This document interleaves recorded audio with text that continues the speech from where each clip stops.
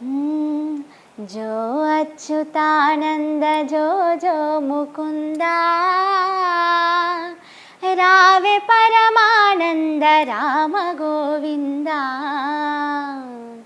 జో జో జో జో.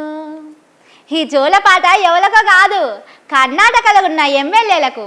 హగో, ఎమ్మెల్యేలకు జోలపాట పాడుడేంది? అసలు ఏమవుతున్నది?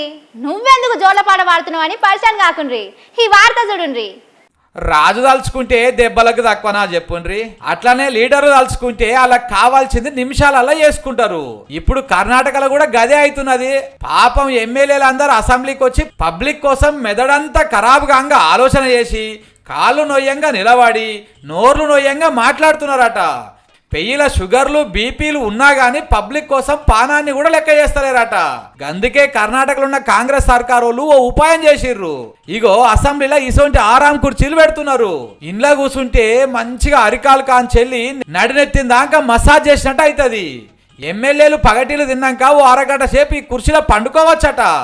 చాలా మంది ఎమ్మెల్యేలు పగటీలు అసెంబ్లీలో కూర్చుంటలేరట. అందుకే ఈ ఉపాయం చేసినామని సర్కారు వాళ్ళు చెప్తున్నారు. కానీ ఒక్కో కుర్చీకి 5-6 లక్షలు ఉంటుందట. అంటే ఏ తీర్ల ఖర్చు పెడుతున్నారు చూడండి. మన తెలంగాణ సర్కార్ లెక్కనే మా తాన పైసలు లేవని అంటున్నారు. అన్ని రేట్లు పెంచుతున్నారు. ఇంకో దిక్కేమో ఇట్లా పబ్లిక్ పైసలతోటి అసెంబ్లీలో కునుకు తీస్తారట. కానీ తిప్పి కొడితే ఏడాదిలో నెల రోజులు కూడా అసెంబ్లీ నడవది. అయినా కానీ మూడొత్తుల భాగవతానికి మూతి మిసాలు కొరిగించుకున్నట్టు చేస్తున్నారు పోండ్రి కాంగ్రెస్ సర్కార్ వాళ్ళు.